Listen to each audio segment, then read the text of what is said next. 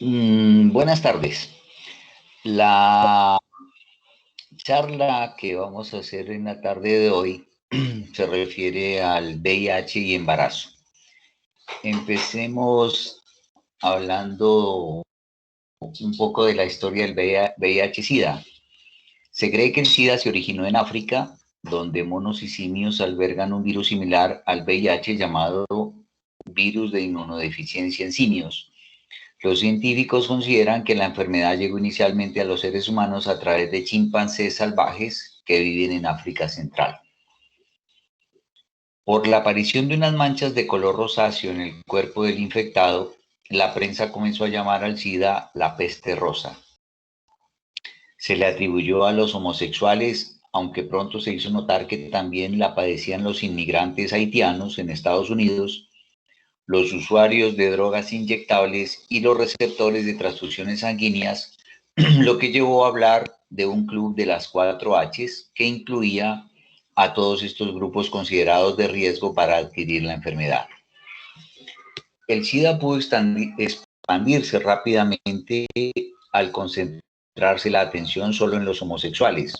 Esto contribuyó a que la enfermedad se extendiera sin control entre heterosexuales, particularmente en África, el Caribe y luego en Asia. Para 1981, Centros para el Control y Prevención de Enfermedades de Estados Unidos describieron 5 casos de neumonía por neumocistis carinii en Los Ángeles.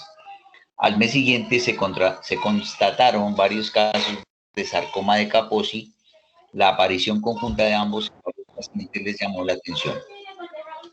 Para 1982, la mayoría de estos pacientes eran hombres homosexuales sexualmente activos. La cambiaste.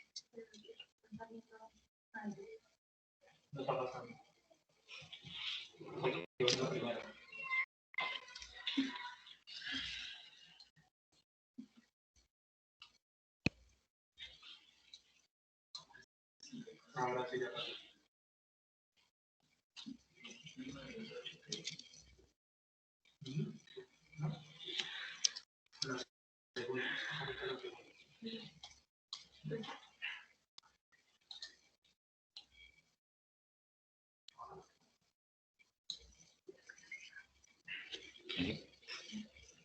Bueno, entonces, para 1982, la mayoría de estos pacientes eran hombres homosexuales sexualmente activos.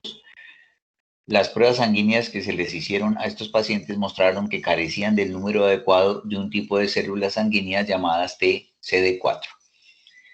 La nueva enfermedad fue bautizada oficialmente con el nombre de Acquired Immune Deficit Syndrome AIDS, nombre que sustituyó a otros propuestos como Gay-Related Immune Deficiency.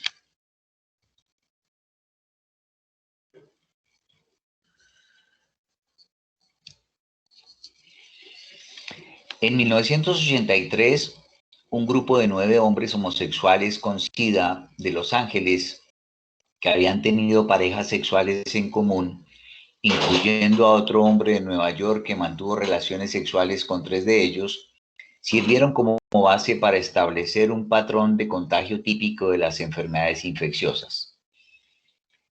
En 1984 se sostuvieron distintas teorías sobre la posible causa del SIDA. La teoría que más apoyo planteaba que el SIDA era una enfermedad básicamente epidemiológica. 2 científicos franceses, François Barré y Luc Montagnier, del Instituto Pasteur de París, aislaron el virus del SIDA y lo purificaron. Para 1986, el virus fue denominado VIH, virus de la inmunodeficiencia humana. Vamos a hablar de la estrategia que se sigue en nuestro país para la reducción de la transmisión perinatal del VIH.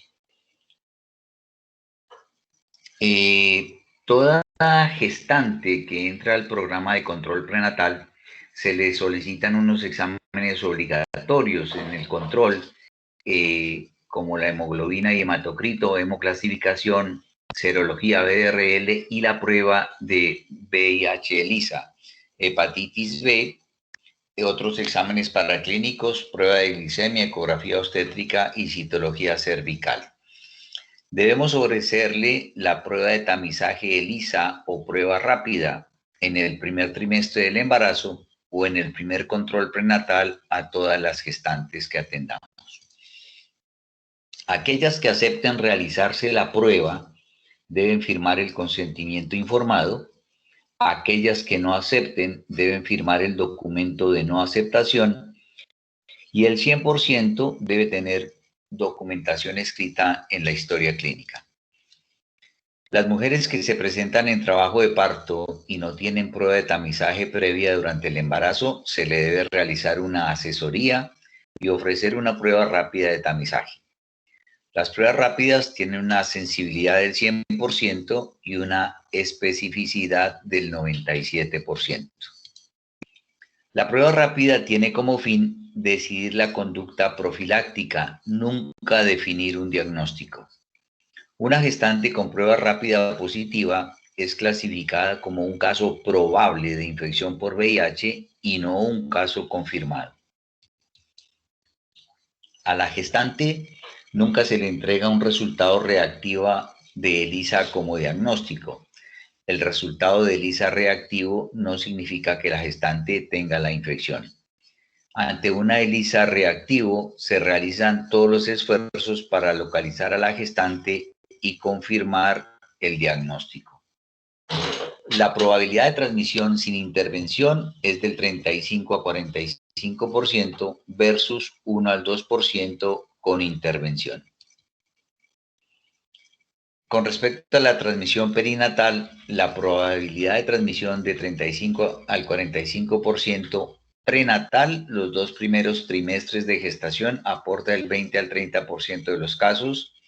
Perinatal, o sea, preparto e intraparto, el 45 al 65%. Y postnatal, con la leche materna exclusiva o combinada con fórmula láctea, del 15 al 25%. Les vuelvo a recalcar que lo que estamos tratando es de disminuir la transmisión vertical, madre-hijo del VIH. Entonces, ¿a quién se le debe repetir la prueba de tamizaje? A aquella paciente con historia de infecciones de transmisión sexual, presencia de signos y síntomas sugestivos de infección aguda por VIH, uso de drogas intravenosas o sustancias psicoactivas, trabajadoras sexuales, varios compañeros sexuales durante el embarazo, compañero sexual VIH positivo, mujeres sin prueba en el primer trimestre o durante controles prenatales posteriores. Vamos a revisar este algoritmo para el diagnóstico de la infección por VIH. Esta primera diapositiva es la mitad del algoritmo, el otro lo vemos en la otra diapositiva. Me adelanto a decirles, doctores, que para que concluyamos que una gestante tiene VIH, se deben cumplir 4 pasos. Entonces, el primer paso es hacer una prueba presuntiva de inmunoensayo ELISA o prueba rápida de tercera o cuarta generación. Si esta prueba es no reactiva, entonces la interpretación es de un diagnóstico negativo para VIH y se debe brindar una asesoría post-test. Si el resultado es reactivo, entonces hacemos una segunda prueba de inmunoensayo ELISA o prueba rápida diferente a la prueba presuntiva realizada en el laboratorio clínico habilitado. Si este resultado no es reactivo, entonces el diagnóstico es no concluyente y debo solicitar la tercera prueba, que es una carga viral, el ARN viral. Si esta segunda prueba es reactiva, realizo el diagnóstico de que probablemente positivo y debo tomar una muestra como prueba de carga viral, ARN viral, e iniciar un protocolo de prevención de transmisión materno-infantil. La tercera prueba, como vemos aquí, es la carga viral.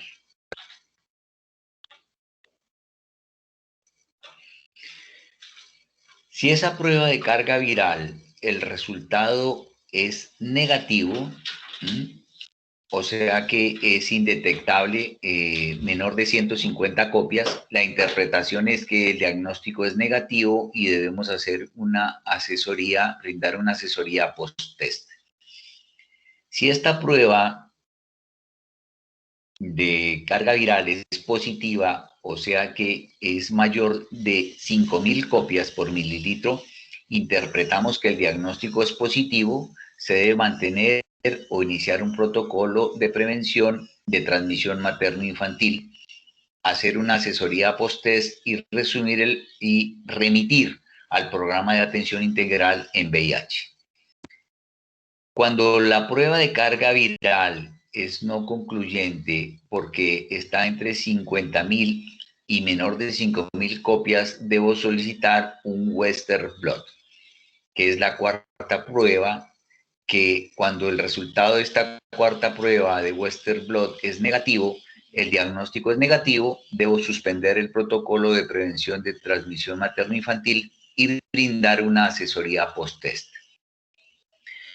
Cuando el reporte de Western blot es positivo, el diagnóstico es positivo, debo iniciar o mantener un protocolo de prevención de transmisión materno-infantil para el VIH y brindar una asesoría post-test y remitir al programa de atención integral en VIH.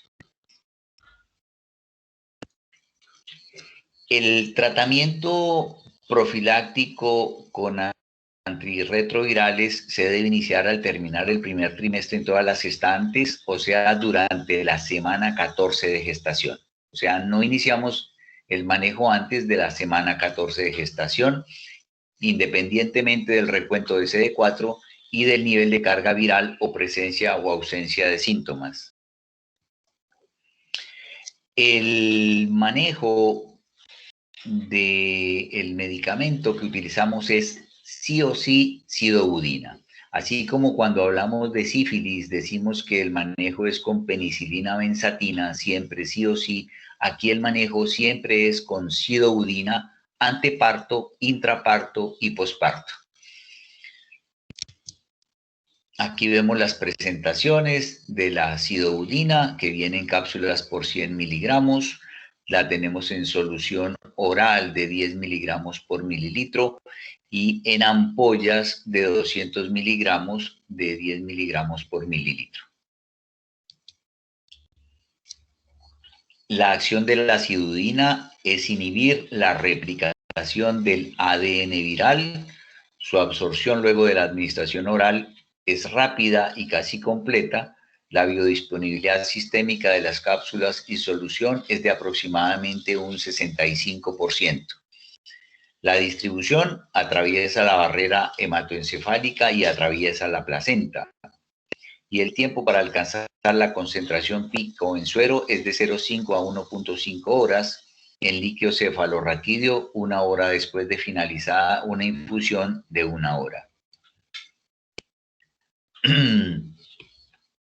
Acá les empiezo a mostrar escenarios que ahora en la charla los va a ir repitiendo.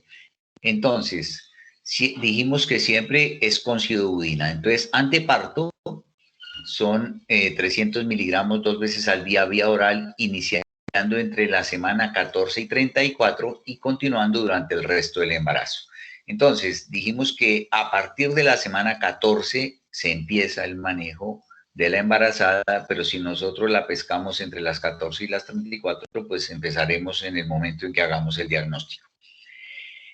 En el intraparto, ahora lo vamos a ver mejor, pero en el intraparto lo hacemos en una suspensión en dextrosa en agua destilada al 5%, en la cual aplicamos un bolo de 2 miligramos por kilo en la primera hora y seguido de 1 miligramo por kilo hora en infusión continua hasta el momento del parto.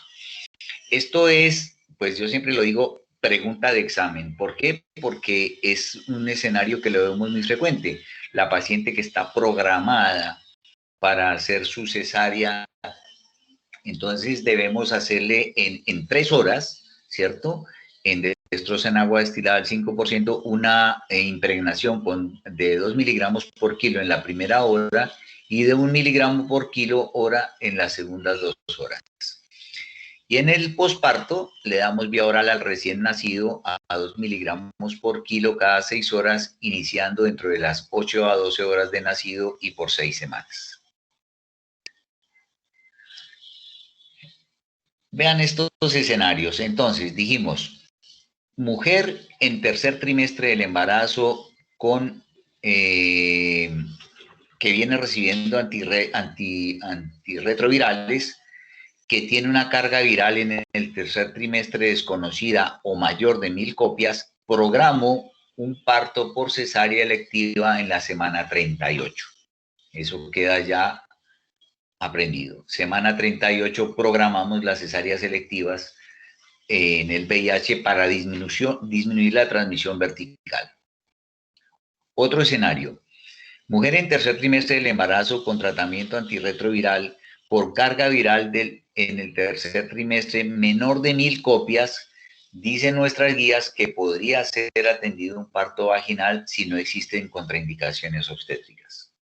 ¿Sí? Vean la condición de que viene recibiendo antirretrovirales y que su carga viral en el tercer trimestre es menor de 1000 copias.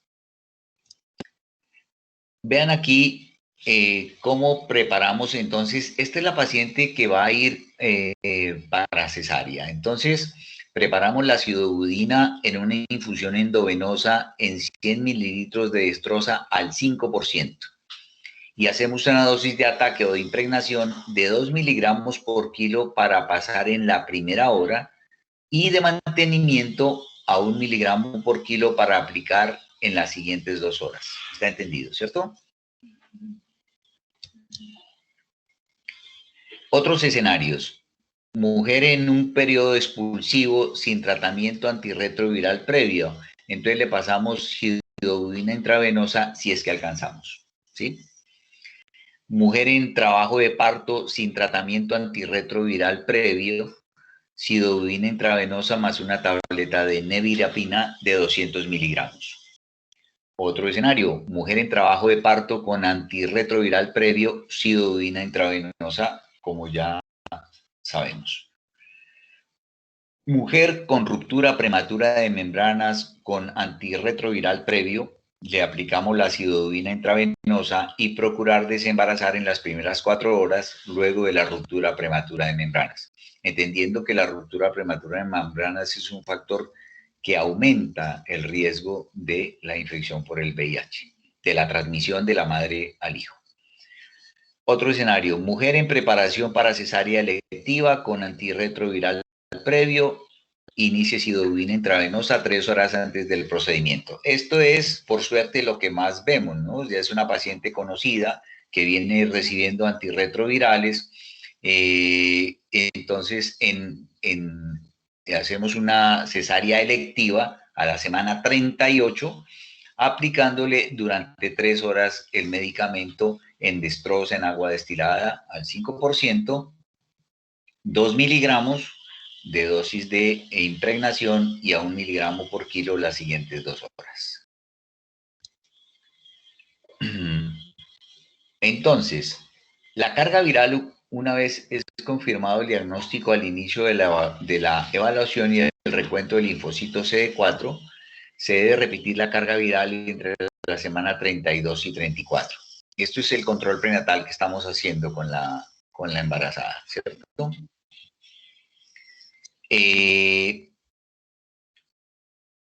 Con respecto a la transcriptasa inversa, la sidobudina, la lamivudina, estabudina, didanosina o tenofovir inhiben la acción de la enzima transcriptasa inversa del VIH. Es decir, no permite que esta enzima convierta el ARN del virus en ADN, impidiendo la replicación del VIH. Esa es la función de la sidobudina. Antirretrovirales recomendados durante el embarazo. Entonces, Mujer sin tratamiento antirretroviral previo, posterior al primer trimestre, con carga viral mayor o menor de 1000 copias, CD4 menor de 250, le iniciamos sidobudina más lamivudina más nevirapina. La dosificación es tabletas de sidobudina de 300 miligramos más lamivudina 150 miligramos, una tableta cada 12 horas, más nevirapina de 200 miligramos. La nevirapina debe ser iniciada con una dosis de 200 miligramos al día, o sea, una tableta al día por 15 días, para después aumentar la dosis a 200 miligramos cada 12 horas, una tableta cada 12 horas si la gestante ha tolerado el medicamento. Mujer sin tratamiento antirretroviral previo, posterior al primer trimestre del embarazo, carga viral mayor de 1000 copias, independiente del conteo de CD4. Iniciamos sidobudina más lamivudina más nelfinavir. Dosificación, tabletas de sidobudina 300 miligramos más lamivudina 150 miligramos, o sea, una tableta cada 12 horas, más tableta de nelfinavir de 250 miligramos, dar 5 tabletas cada 12 horas. Transmisión intraparto, dijimos que es la más más común, la más frecuente, ¿cierto? Y mayor probabilidad de transmisión es el intraparto, decíamos del 65% de los casos de transmisión vertical. Depende de la carga viral materna, de microtransfusiones sanguíneas que suceden durante las contracciones y del ascenso del virus a través de la vagina y el cervix una vez que las membranas se han roto. La absorción del virus a través del tracto digestivo del niño, la rotura prematura de membrana siendo significativa a partir de las 4 horas y aumentando un 2% cada hora. En el parto gemelar, el primer gemelo tiene mayor probabilidad, probablemente por un contacto más intenso y prolongado con la sangre y secreciones vaginales infectadas. Las intervenciones que mayor impacto tienen para disminuir la transmisión en el intraparto son disminución de la carga viral plasmática mediante el tratamiento y programación del modo de parto, cesárea antes del inicio del trabajo de parto cuando la carga viral supera las 1000 copias.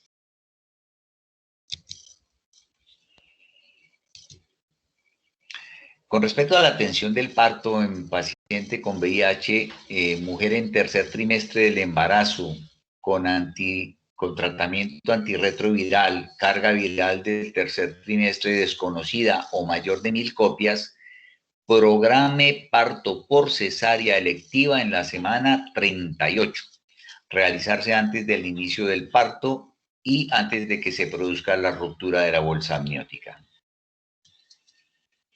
En mujer en tercer trimestre del embarazo con tratamiento antirretroviral y carga viral del tercer trimestre menor a 1000 copias, podría ser atendida por parto vaginal.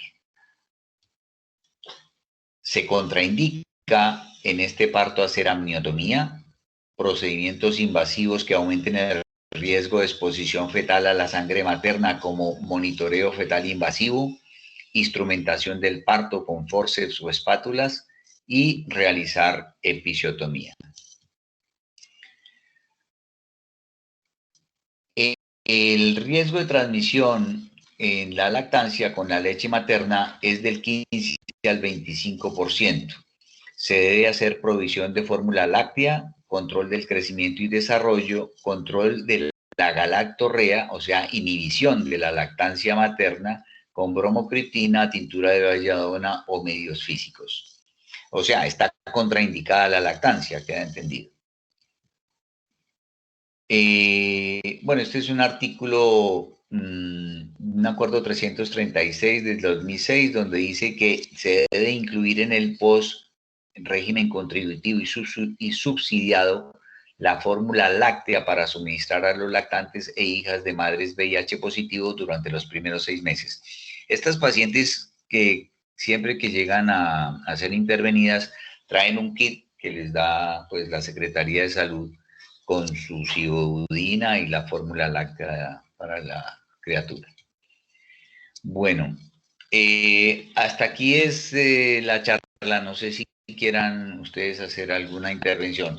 Quiero hacer énfasis en algunas cosas. Primero, que el diagnóstico del VIH no lo hacemos nunca con una prueba rápida. La prueba rápida es una alerta que nos hace que la paciente deba tener una segunda prueba, ¿cierto? Ojalá de otro laboratorio diferente. Si esas dos son positivas, pasa al recuento de la carga viral y confirma con la cuarta prueba, que es el Western blot. ¿Listo? Que el manejo de la embarazada se inicia a partir de la semana 14, siempre con sidobudina. Ahí ustedes tienen los esquemas de tratamiento, ustedes van a conservan ahí sus diapositivas. Que idealmente debe ser una paciente que se ha hecho tiene un diagnóstico en el embarazo de VIH y a la cual yo le debo hacer su manejo antirretroviral para que le programemos una cesárea electiva en la semana 38 y ese mismo día, 3 horas antes de la cesárea, le hacemos el tratamiento antirretroviral precisamente para disminuir la carga viral. Y estas son las acciones que permiten una menor transmisión vertical del VIH. Son bebés que después les hacen las pruebas y son negativos, son seronegativos. Que hay diferentes escenarios y más con lo que estamos viviendo, de tanta gente que nos llega a los servicios, nos puede llegar una paciente que no sepamos que es una paciente que es VIH positiva. Obviamente al ingreso a su trabajo de parto se le hacen estas pruebas que nos puede resultar positiva. Entonces, si nos da tiempo, hacemos el esquema conocido de sidobudina intravenosa. No sé si tengan algún comentario, alguna pregunta.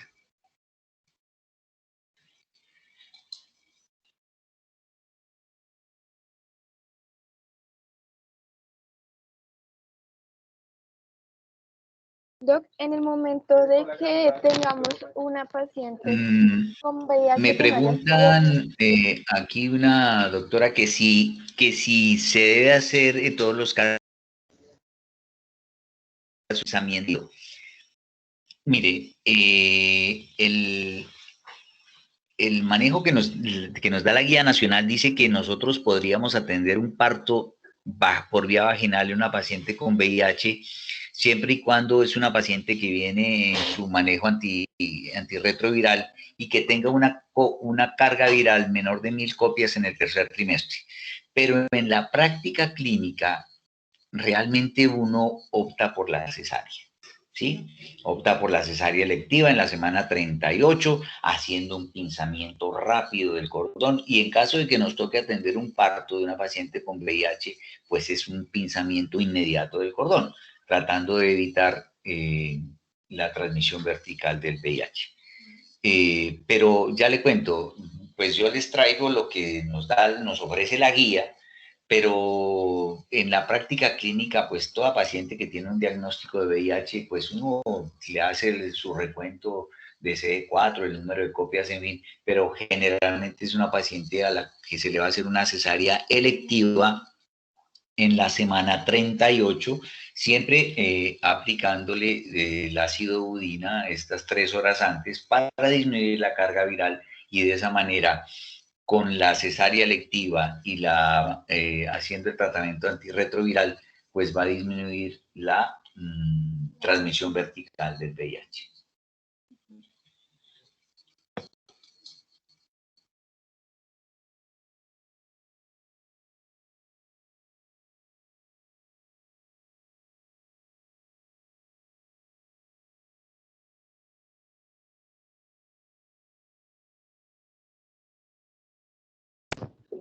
Doc, yo tengo una pregunta.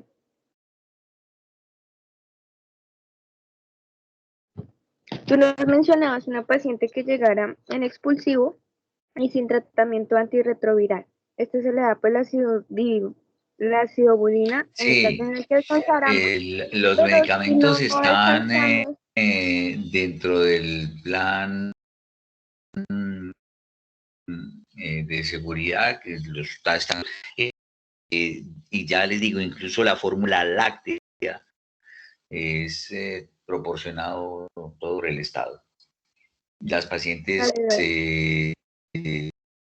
incluso nuestras pacientes aquí están manejadas pues por la Secretaría de Salud, se les dan sus medicamentos, se hacen sus controles médicos, y a nosotros los ginecólogos, por ejemplo, en el hospital nos llegan es ya para practicar la cesárea electiva, y llegan con el kit que se les debe aplicar. Por eso, de ahí la importancia de que sepamos cómo se debe preparar,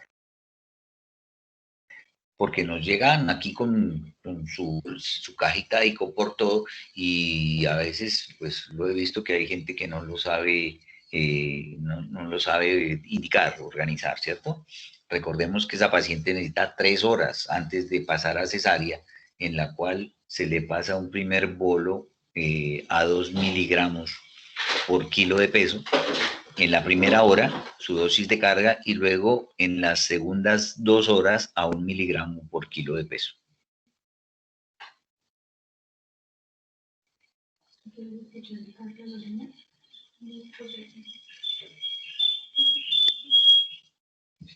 Poner la diapositiva.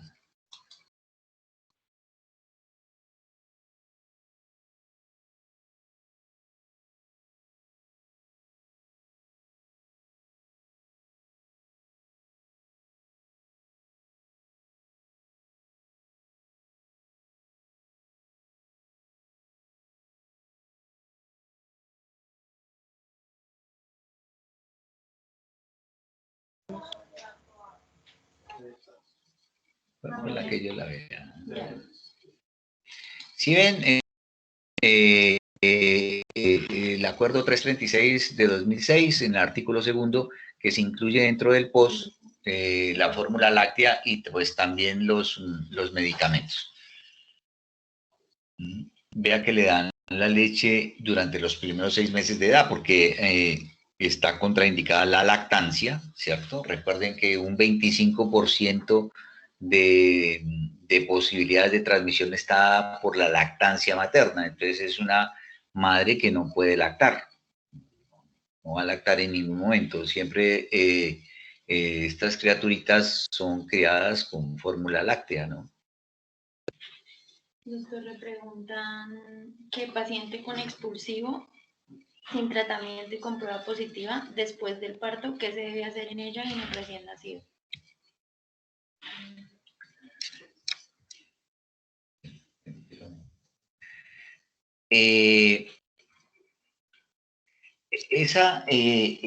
Ese era un escenario, estoy tratando de buscarlo aquí. Si es una paciente, y mire que el caso se puede dar con relativamente frecuencia, ahí la tiene, ¿ves?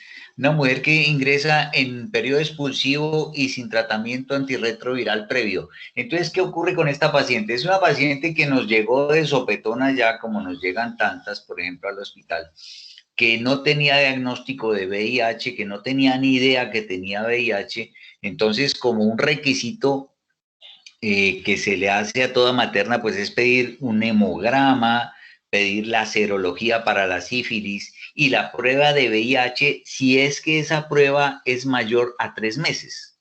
Entonces, se nos puede dar el caso de que nos avisa el laboratorio prontamente, mire, la señora fulana de tal es positiva, la prueba rápida le da positiva. Entonces, en ese momento en que nosotros no tenemos el tiempo para hacer la confirmación del diagnóstico, tenemos que actuar como si la paciente realmente tuviera VIH.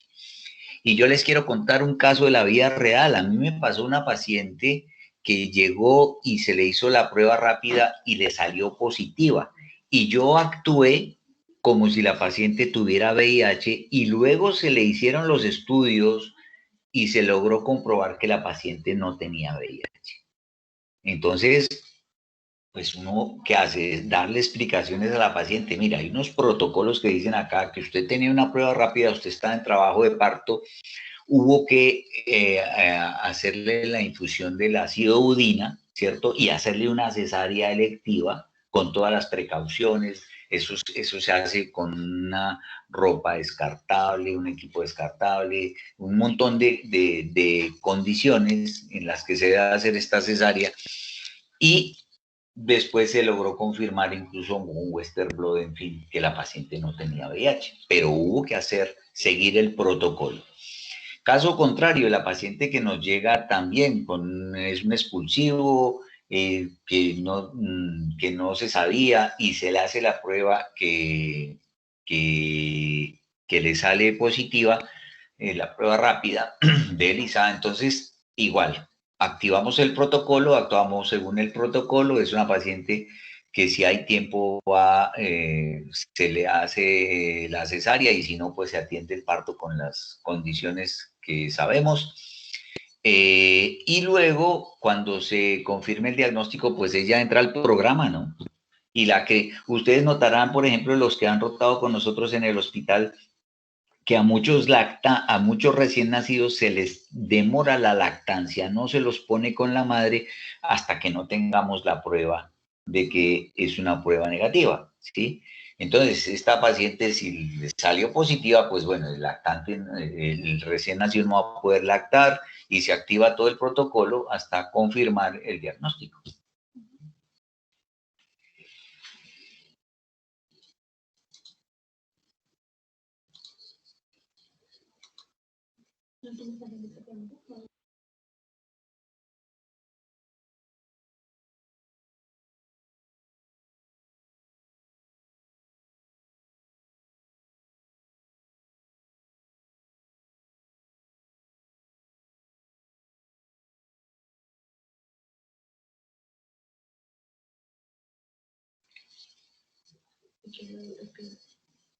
Bueno, doctores, si no tienen más preguntas, entonces damos por terminada la charla. Ahí tienen las diapositivas y pues estoy a su disposición. Me pueden escribir o nos podemos hablar de alguna duda o aporte que quieran hacer. Gracias. Gracias, doctor. Bueno, doctor, gracias. Hasta luego, doctor, gracias. Muchas gracias, doctor. Hasta luego.